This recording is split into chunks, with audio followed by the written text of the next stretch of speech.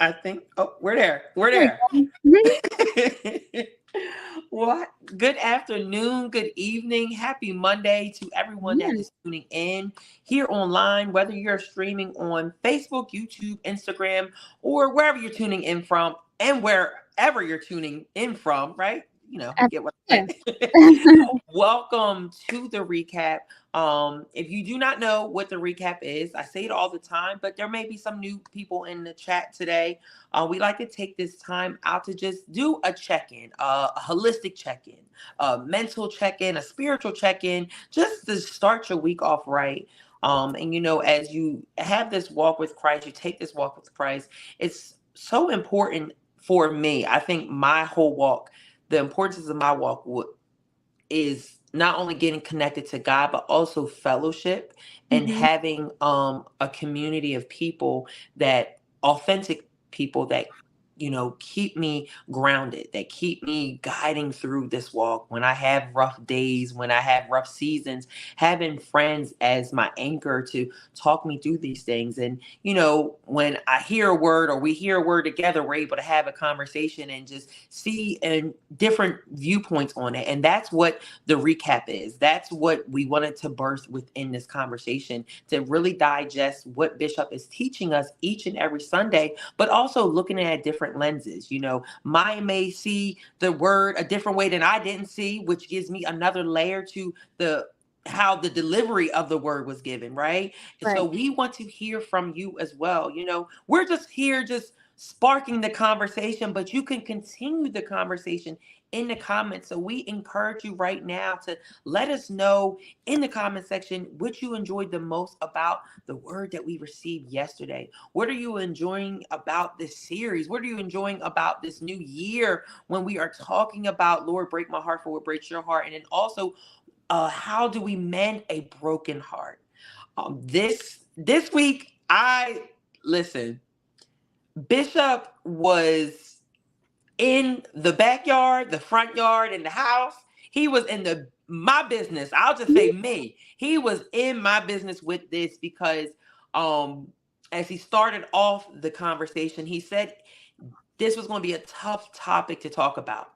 Yeah. And when he started going into it, you'll see why it's such a tough topic. But I don't want to give too much away because I want to save it for the conversation. Yeah. But That's again, right. I encourage you right now to drop your perspectives in the comment section. And if you didn't get the chance to watch the word, you can always still drop some comments in the comment section. Let us know where you're tuning in from, how you're feeling. Because again, I want to, we want you to create that community, that sense of comfort in the comment section, so someone else will feel comfortable enough dropping in where they're tuning in from. Right, Mai? Absolutely. Uh, it's a great way. So I'm trying to figure Oh, out no, why you're we're fine. doing this too. But it is a great way to really, like Kev said, to connect as a church family and talk about how good the message was. Like Kev said, also what we each glean from it and what we can learn and what we can put into action. So it's definitely a great message. It hits very close to home, and as always makes you think. Um, about how it applies to our own lives. So Yeah. good stuff. Good stuff. Good stuff. Good stuff. Right. So, not only do we want you to comment, but we also encourage you to like and share as we're just coming off our Transforming Lives month. Which we do only certain months throughout the year, but that's definitely something that we do throughout the year as well. We may not do it, say it's for February, March, April, May, but we do know that this walk with Christ, that is something that we are called to do. We are called to be fishermen. We are called to lead people back to Christ. We are called to lead people for the first time to Christ. We are supposed to show God's love. So like I said, we're just coming off the Transforming Lives month, but we do encourage you to continue that mission and just showing how good God has been to you and being that authentic Christian, right? So we encourage you to like, comment, and share, because by you doing that, you may be in Florida, you may be in Texas, you may say, Kev, how can I do that? How can I transform lives all the way states, miles away from you guys? You can do that online right now. You can tag someone in the conversation. You can just say, hey, if you just got off the phone with someone saying how hard their Monday was, you can say, Mm-hmm. you know what? I feel like this conversation is going to lift your spirit. It's going to put you in a different mindset. It's going to put you, in a better mood. So I'm going to tag you in it. I'm going to just send it to you in your text message, right? As I Yeah. always say, we're quick to send what's on the shade room, what's on, things on social media. How about we encourage someone on this Monday by sharing the conversation and, allowing them to be a part of it as well, right, Mai? Yeah. You don't know how it will transform their life. It could be the very thing that they need to hold on. So, I think be able to share things in this way, it doesn't take a lot of effort, but it can have such a huge impact. So, we're not saying this for clicks and likes. It's because we know that there are lives attached to the end of each time you share the videos and stuff that we do throughout the week. Amen. Absolutely. So, Bishop, the man of God, this man is just, he is something else. He, yeah, he's the man of God. So he talked about his sermon series yesterday. Sermon title was How Do You Mend a Broken Heart? So as we are reminded this year, our theme is Lord, break my heart for what breaks your heart, right? And talked about like how, that's a touchy subject because sometimes we're not always equipped or handle or prepared to handle what that answer may be, whatever God revealed to us, what breaks his heart that we do, things that we say, things that we do, things that we think, how we treat others, when God answers that question, we may not be ready for that. So now we take another layer to it where we're asking the simple question, well, how do I mend this broken heart? Right? Because we've all been heartbroken, no matter what context it may have been spiritually, it may have been relationally, it may have been personally, whatever it may be, professionally. We all have experienced some level of a broken heart. Yeah. Right. So Bishop, go ahead, Ma. I would say it's interesting because, we all know that God would never give us more than what we can handle. Mm-hmm. So, if he were to place us in a position to be able to do things and to relate with people or whatever, I don't think it's a matter of whether or not that we can handle it, but whether or not we're allowing ourselves to and opening ourselves up to that.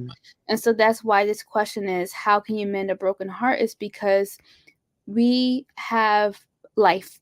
We have life experiences, and those different life experiences can block us off to being of service and of help to other people. Yeah. And so, for me, that question is very profound because I need to fix myself. I need to fix my heart so that I can share it with other people. So I don't know. You didn't ask your question, so I can't even say that. No, Your question. This is the recap, right? This is what it's about because that title by itself just is a mic drop. Because first we have to identify that our heart is broken. Yeah. And I feel like sometimes as Christians, we tend to not agree on things like us being heartbroken because I think people see it as a sign of weakness. I always feel like whenever you're your authentic self, whenever you are able to take accountability for things or you're able to address things and just say, this is what's going on. I'm sad. I'm heartbroken and stuff like that. That's the first step in your healing process. So I think we first have to say, you know what? I am heartbroken. Like this very situation, this person, this whatever context it was, I am heartbroken from that. Now we ask ourselves the question, how do I mend this broken heart? Right? So Bishop said that this is not the easiest subject to talk about because we are people that concentrate on deliverance, and that sometimes means that we never visit the past that needs to be healed. All of us have suffered some kind of injury to our hearts. One of the reasons that we think we have gotten over the heartbreak is because we continue to function, but the two organs in your body that function wounded are your mind and your heart. You can still go to work with a wounded heart, and you can still think with a wounded heart. Your thinking may be a little distorted, and your heart may not be functioning emotionally like it should, but we all have continued to work, function, and handle our responsibilities while being heartbroken or mind blown. The Mhm. heart in the Bible is symbolized by mind, emotion, and will. In the Bible, the heart influences the mind, but in the world, the mind influences the heart. So, Maya, we already started the conversation of how essential this conversation is about being heartbroken. And as Bishop says in the beginning, we tend to concentrate more on the deliverance, but not really talk about or visit the past that has caused suffering to our heart and has, we never visit the past where we are truly fully not healed from, right? Mhm. So I just want to start a conversation around that. Like, what's your thoughts about that, not visiting the past where we're truly healed from? Why do you feel like we do that? I kind of already have a vision why we don't want to do it, because It's hurtful. it's hurtful. No one wants to go through that, right? Yeah, yeah, and that's what we do. We put a rug over things, or we put dirt Mhm. over things so that no one can see the wounds that we have. Yes. And in doing that, you're covering things up, but you're not Mhm. really allowing yourself the opportunity to move on and Mhm. to not be a victim, Yeah. being a victim and not allowing yourself to be an overcomer, if that makes sense. Yes. But like Alice says, it's painful. Yes. We I don't want to relive things that are hurtful to me. Yeah. That's like feeling it all over again. Yeah. But there are, I don't want to say consequences, but there are things that come out of that if you don't Mhm. allow yourself the time to go through it, Right. right? And to learn from it Yeah. so that one, you don't do it again, you don't Yeah. have the experience again, or, be able to push through it and it be of help to other people. I Mhm. always believe that what we go through is not always just for our own learning, it's so that we can Mhm. share information, for lack of better words, with Mhm. other people so that they don't have to go through it and they can learn Yeah. from our experiences. And I think there's power in that, Mhm. but you have to go through it, guys. Yeah. You have to. Yeah. And I love that you said that our experiences are not just for us to learn from, but it's also those around us. Because when I'm thinking about what Bishop's saying, that we concentrate on the deliverance and sometimes never visit the past because of the hurt that we feel, it just makes me think of like generational curses. It Yes, makes me yeah. think about things that happen in your family that when you're at this age of It 30, carries you're like, on. I don't Yeah. understand why I'm looking at certain situations in certain ways because of how I was raised or things that Yeah. I went through, that I'm afraid to go back and really dive deep. And that's why I also think, because I don't care what nobody says, and this is just my perspective, my opinion, in our community, it's so frowned upon when it comes to talking to someone, going to therapy, and Don't you talking talking to a about my therapist. business. Yeah, Right, that's like what we they're say. so afraid of that because they're so afraid of the things that are going Yep. to be revealed You keep it from in your the past. home. You keep it in the home. You don't tell We people were about always your taught business. that, especially the old generation. Yep. Yep. Keep it. Don't you say nothing that happens outside these four walls. Like, But you know what that's called? what's it called? Pride. Yeah. Because you rather keep front and not Mhm. show vulnerability, Yes. you know, instead of seeking help. Yeah. And allowing, now you have to be careful who you're showing your cards to. Oh, absolutely. Right? You can't let everyone into, the emotions that you might be feeling, because there will definitely be people who will take that and run with Mhm. it and use it against Mhm. you. Yeah.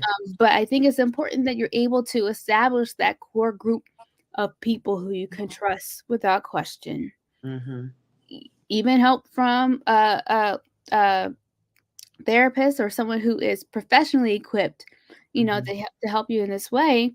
Mhm. Um, but sometimes you just it's about processing. Mhm. When you're just doing that within your own head, you're only hearing your voice, and so you Yeah. can only see things in your perspective, Yeah. right? So I think being Absolutely. able to, like Manuel said, pray about it, that's a big part of things, but being able to talk it through, I think is Mhm. something that is really profound, um, in terms of getting through the icky stuff of things so that you can get Yeah, to prosperity. absolutely. Can you also read Alice's comment? I love that. Absolutely. She says, laugh out loud. Also, we were always taught to just pray. So you start feeling guilty, like maybe you're not Christian enough, or that your faith is weak. Yes. Very true. Yes, that's so true. That's so true. And that's just something that has been taught to so many Christians. And that's why when it comes to topics like this, Bishop says it's hard to talk about because we're challenging our own, going back to the filter series, we're challenging filters that we've had for 10, 15, 20, 25 years and Yeah. plus. Now you tell me that all these years that I was thinking this way, that I was feeling this way is wrong? Mm. But then you're on the flip side, you're saying that these filters are wrong, but you still can't answer why your heart is broken, why certain things trigger you, why you have not properly healed from certain situations, Mm-hmm. right? It's just a ball of emotions. Because it's just emotions. Okay, give us Emotions. a little Destiny Child on this Monday. Emotions are one of those things where you don't want to feel, you want to feel all at the same time. Mm-hmm. Because like I said before, there's a vulnerability that comes with it. Mm-hmm. But you have to allow yourself the room to do that. Amen. So Bishop stated that it's amazing how we try to hide history by how we dress. We've been told dress better than you feel. The problem with that dynamic is that when you take the clothes off, you still feel the same. Yeah. God is looking at our hearts continually, but we look at each other's appearance continually. God says, I judge an individual by their heart integrity, not by how well or whose name they're wearing. Ooh, it's up. Shade. So God is looking at the quality of who we are on the inside, and who we are is not totally, in God's eyes, how we appear. You can't start the process of healing your heart until God cleans up your heart. Without a clean heart, God cannot renew the spirit within you. There are some things that have happened along the way that made such an impression on you that your heart has tattoos. So if your heart is dirty, then your spiritual life is flawed and based on a heartbreak that was never fixed. Now, Bishop, you ain't have to throw shade at us in that context, sir. But it's so true. We're just talking about those generational curses or those sayings that we were taught when we were young, and that is one of them. We were told to dress better than you feel.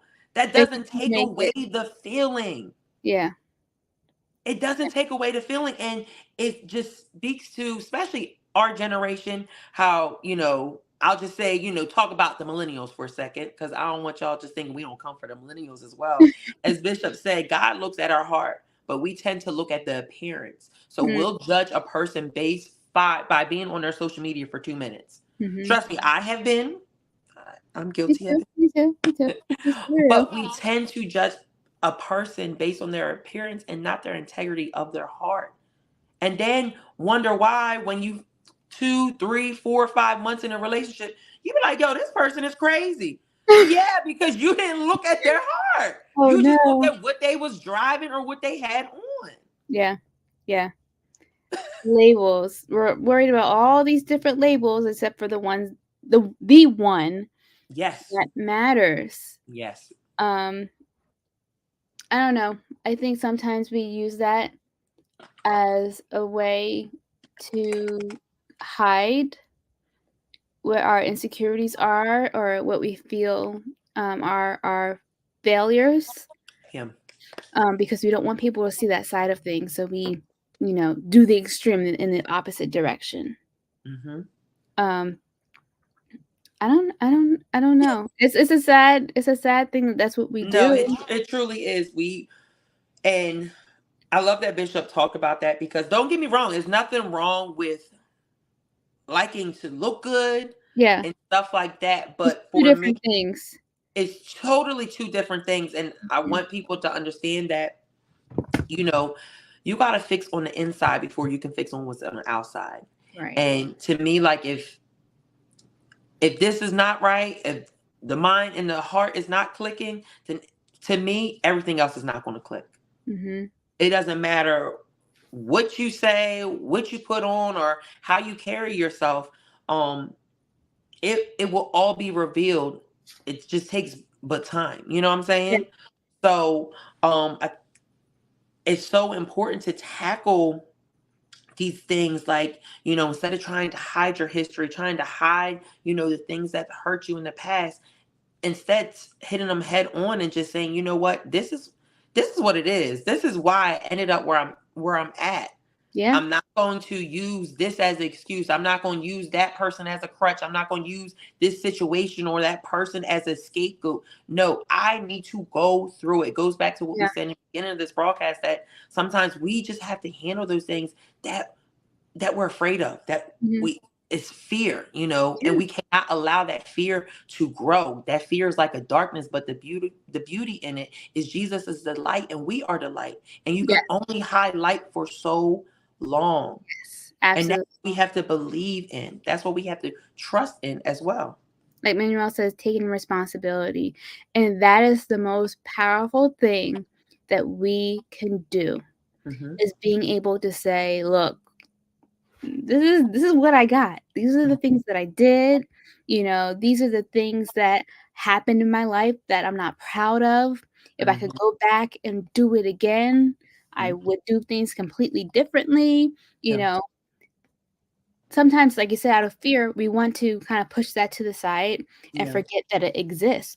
Yeah. But the most powerful thing that we can do is to take responsibility and say, yes, this is what I have, but because of God, I am no longer being held to this baggage. I'm not carrying this anymore. Yeah.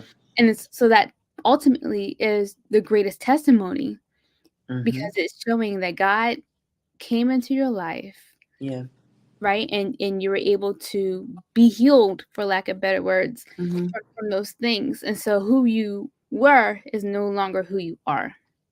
Amen. And going back to labels, it's those things in the past that I feel often are what people define themselves. Yes. You take that label and you throw it away and adopt the only one that matters, and that is, I am a child of God. Amen. Come on now. Come on now. So some of us can't. I know you're not talking about coming now, Rev Kev. Ma'am, not me. You all know who you are. I'm gonna make a clip of just that segment. Oh, ma'am, no. Guys, Kevin had such a wonderful, wonderful ministerial moment at our service. Listen. God a couple weeks ago. God is always moving and grooving. So some of us can't get our heart healed based on what we continue to say to ourselves, and some of us celebrate getting hurt. In the Bible, your heart is a field of soil and dirt. So if God calls your heart a field and he calls words seeds, then that means seeds are planted in your field. There may be something that someone said to you and you wonder why you have never gotten over it. That's because the seed has been planted. Words are seeds, which means they're foundational. And seeds don't grow up first. They go down and put in roots first. So when something happens, like you getting offended, somebody saying something crazy to you, or someone doing something crazy to you, it is put into your foundation. And then you start adding things in life on top of that foundation. And you start to wonder why every time something goes good, you blow it. This is because some situation put in a foundation, and you have been putting other negative things on top of that. And now you can't even go to work without being ready to be offended. People that are looking to be offended are heartbroken. So this whole illustration of our hearts being a field and the seeds that are planted in our field daily. Yeah. So it just takes me back to, what are we saying to ourselves when we see ourselves? Yeah. Are we speaking words of encouragement? Are we speaking words of positivity? Even, trust me, I'm not saying that it's an easy thing, especially in the darkest times of your life or a rough season, whether it's, professionally, socially, or, relationally or personally. You Yeah. may go through something where you just are in a negative spot and you can't think of things that are positive. Mm-hmm. But also remember that in those moments, those words that you are speaking, you're also speaking into your foundation. So if you can't see the beauty in what you're doing, oh, hold on, come on now. Now, Manuel, listen, you are just in the comments, just giving us a word, sir. I think we got our third co-host for There the you go. recap. But it is the truth. Life and death is in the power of the tongue. And that's also not only what you're saying, but what are you also allowing people say to you that you're in your foundation? Mm-hmm. We also have that power to rebuke anything that is spoken over us. That's Yes. why we learn, and Bishop teaches us that you just can't have nobody just speak up over you. You just can't be going to certain prophets or just taking you got to be under a word. You got to be under a house that is a teaching house, that is a growing house. Mm-hmm. So for me, like what I love most about this section is the power. It goes back to what we learn day in and day out, year in and year out, the power that words have. And it goes back, I think we just that saying that we all grew up with, sticks and stones may break my bones, but words will never hurt. That is a lie. That is a lie. Naturally. That is a lie. Those words stick. Yeah. But those words only stick if you allow it to apply to Yep. your life. Yep. Because Yep. people gonna talk about you till you're dead in the ground, long and gone with the Lord. But it's what you allow to It's speak to true. your character and what you allow to speak to your life. Mm-hmm. It's true, because not to counter what you said, but they are just words. It is Mhm. us, we're the ones that make them apply to our lives, right? Mhm. And so, in that sense, we have the power. Yeah. So, when you hear things that you know are not of God, right? We don't have to carry those. We don't have to carry those words and apply them to our lives and take them to Mhm. heart. Mary. But I think sometimes they might hit at what our innermost secret insecurities are Yes. in like a tape, because we sit on it and we think about it and say, I know, she did not just say that to me. Like, who does she think Right. she is? And in that process, you're thinking about it over and over again. And then Right. you start guessing yourself. And then before you know it, Mhm. you're like, whoa, okay. You're taking on the Mhm. negativity of that word, which I Mhm. guarantee you had nothing to do with you in the very Yeah. beginning. It's because of Yeah. the wounds that the other person had. You don't Yes. need to take on that. Yep. Not at all. Yeah. So, all that to say, yes, sticks and stones may break my bones, words will never hurt me. They can be hurtful. There we go. They can be hurtful, but they don't have to wound you. And that's where our Mhm. power comes in. And to say, Yes. no, not today. Not going to let Not. this uh, become part of my identity. Yes. So as you can see, just with this quick summary of what we experienced yesterday, that this is a needed conversation. It's a conversation that everyone can relate to. Because like Bishop said in the beginning of the sermon, there's no one that sits up in that sanctuary. There's no one that's watching this live. There's no one that is a part of the church that has not been heartbroken.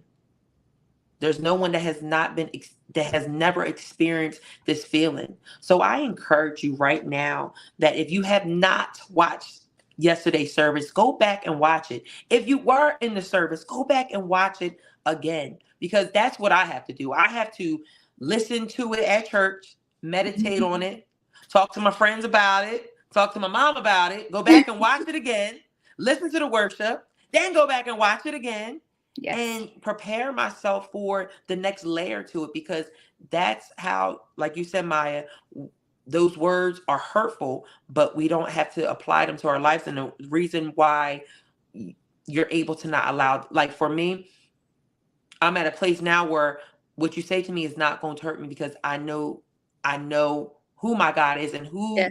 who my God is, Yeah. right?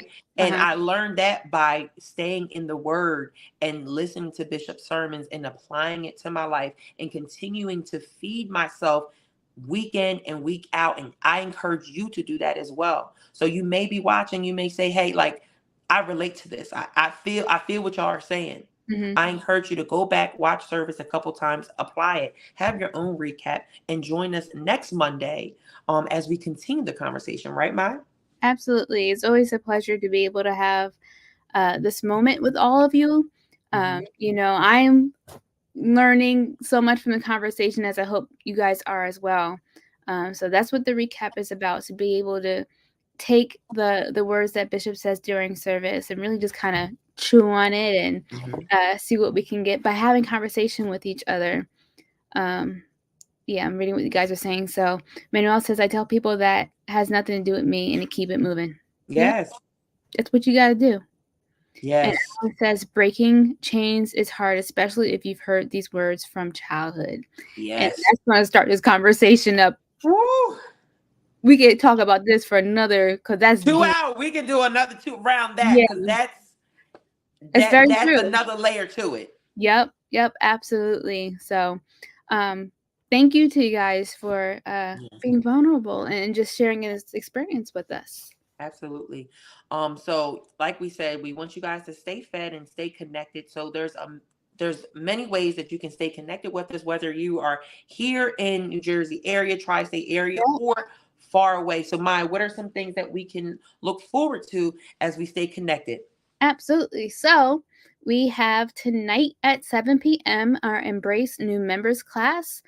So, if you've recently joined Bethany or just wanting to have a deeper understanding of faith walk and the Bible, and Bishop breaks things down very, he goes through it all. So that's what our Embrace classes are, just so you can grow deeper as we continue in this journey called life as Christians. So that is tonight at 7 p.m. online, as well as in person. We definitely encourage you guys to come out in person if you can and ask Bishop your questions. He's really good at really, like I said, breaking things down and explaining things in a way that are easy to understand. Okay. And then tomorrow at 7 p.m., we have our Focus Singles Ministry. So all the single people out there, you know, um, we We're want you to come supporting out. you. I know. I Mhm. want you guys to come out on Tuesday, online only, for this month, with Pastor Valerie Prescott, who will be saying a special word just for you as you continue in this single walk. Okay. And then Wednesday, we have noonday Bible study, 12 p.m. noon. And then we also have our 7 p.m. Bible study. We've been talking about, of course, faith as business owners, faith, and just in the sense of wanting to prosper. So that's been called, I believe, the path to success. Um, Such a great message. And it's Mhm. definitely one where you can um, share with other people and learn as well. I love you, It's Alice. not for the youngins. Okay, there are people who tune in for that of all different demographics. So we better see you online, Alice. Right. Um, so that's on Wednesday. Thursday we have our Sound Mind panel, the whole crew, which is a great opportunity to kind of just take a step back and Mhm. reevaluate. Are you okay? Like, am I okay? Because let's be real.